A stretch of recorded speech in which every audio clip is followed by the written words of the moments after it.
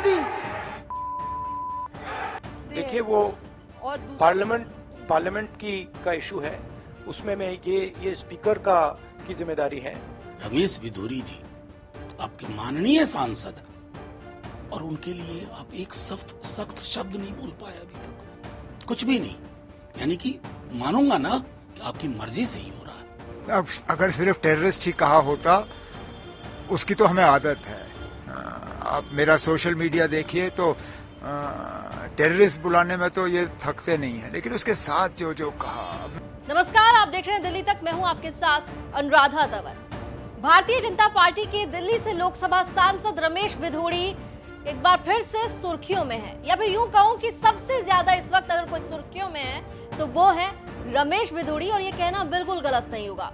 और रमेश बिधूरी सुर्खियों में किसी अच्छी वजह से या किसी उपलब्धि की वजह से नहीं है, बल्कि भरी संसद के भीतर अपनी अमर्यादित भाषा और साथ ही सांसद को गाली देने की वजह से वो सुर्खियां बटोर रहे हैं। जी हां, 21 सितंबर को रमेश बिधूरी ने संसद के भीतर बीएसपी के सांसद दानिश अली के साथ न सिर्फ गाली गलौज की, बल्कि अमर्यादित भाषा का इस्तेमाल करते हुए उन्हें आतंकवादी तक कह दिया।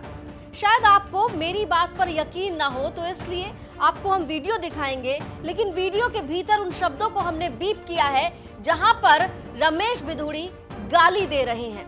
सुनिए। मोदी साहब सिरे नहीं ले रहे हैं, सिरे ले रहे हैं देश के वैज्ञानिक। ओए उग्रवादी, सिरे ले रहे हैं उग्रवादी। बोलने नहीं दूंगा कभी खड़ा होगा, ये बता रहा हूं। उग्रवादी सर, ये जो श्रेय अगर जाता है तो देश के प्रधानमंत्री को जाता है। दानिश अली जी प्लीज सिट ये डाउन। आतंकवादी है, उग्रवादी है, ये मुल्ला आतंकवादी है। बिधूरी सर अभी मैं बताना चाहता हूँ, अधीर रंजन जी अभी शोर मचा रहे थे, लिस्ट पढ़ रहे थे।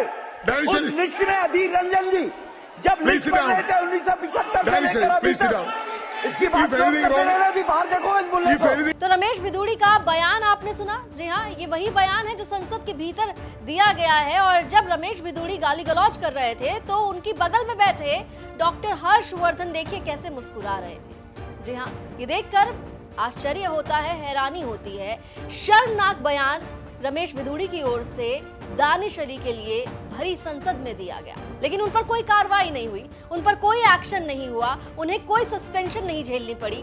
अब रमेश बिधूरी के इसी बयान को लेकर बवाल मचा हुआ है। लेकिन इससे पहले कि हम आपको बताएं कि किस तरीके से बवाल मचा हुआ है, किस तरीके से जो बाकी दलों के नेता हैं वो रिएक्ट कर रहे हैं, उससे पहले आपको ये बता देते हैं कि दरअसल ये मामला जो है वो जुड़ा हुआ था चंद्रयान 3 के सक्सेसफुल लैंडिंग के क्रेडिट को लेकर। जी हाँ, दरअसल चंद्रयान 3 की सक्सेसफुल लैंडिंग को लेकर दानिश अली ने भी एक स्टेटमेंट दिया था संसद के भीतर, और उन्होंने क्रेडिट जो है वो वैज्ञानिकों को, इसरो को और पूर्व के प्रधानमंत्रियों को भी दिया, पूर्व की सरकारों को भी दिया। लेकिन जब रमेश बिधूरी बोलना शुरू करते हैं उसके बाद बहस तेज हो जाती है और फिर रमेश बिधूरी की ओर से अमर्यादित भाषा का इस्तेमाल होता है दानिश अली के लिए। अब आपको बताते हैं कि कैसे इस पूरे मामले को लेकर बवाल मचा हुआ है। पहले आपको कुछ बयान सुनवाते हैं विपक्ष के नेताओं का। राहुल गांधी से लेकर उमर अब्दुल्ला, मनोज झा, तमाम नेताओं की प्रतिक्रिया सामने आई है। सुनिए। देखिए वो पार्लियामेंट का इशू है, उसमें मैं ये स्पीकर की जिम्मेदारी है और ये पार्लियामेंट्री प्रोसेस चलता है, इस पे मैं यहाँ पे कमेंट नहीं कर सकता हूँ। आश्चर्य नहीं हुआ, आश्चर्य कतई नहीं हुआ।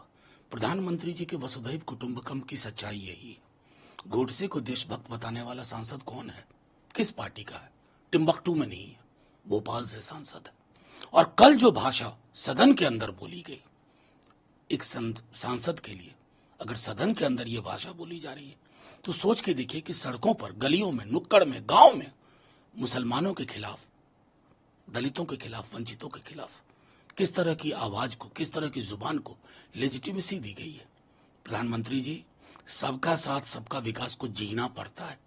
रमेश बिधूरी जी आपके माननीय सांसद हैं और उनके लिए आप एक सख्त शब्द नहीं बोल पाए अभी तक, कुछ भी नहीं। यानी कि मानूंगा ना कि आपकी मर्जी से ही हो रहा है। आपकी मर्जी के बगैर तो आपके दल में एक पत्ता नहीं हिलता, तो भिदोरी कैसे हिल गए? अब अगर सिर्फ टेररिस्ट ही कहा होता, उसकी तो हमें आदत है।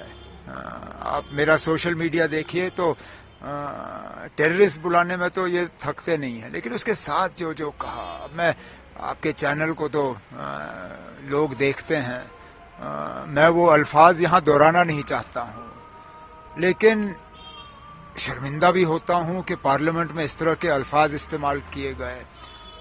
नाराज भी होता हूँ क्योंकि आखिरकार ये तमाम मुसलमानों के खिलाफ ये अल्फाज इस्तेमाल हुए।